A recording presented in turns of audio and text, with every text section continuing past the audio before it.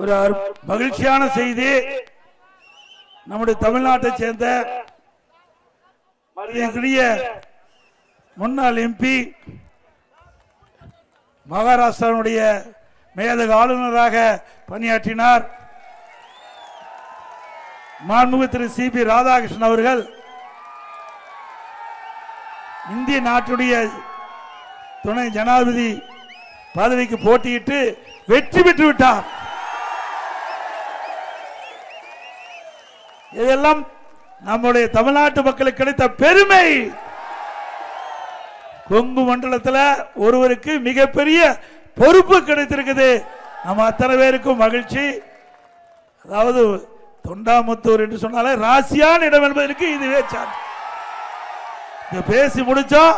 இப்பொழுது ஒரு நல்ல செய்தி வந்திருக்குது. இதேபோல் அடுத்த ஆண்டு 2026 ஆண்டு சட்டமன்ற பொதுத் தேர்தலில் மிகப்பெரிய வெற்றி பெறுவோம், ஆட்சி அமைப்போம்.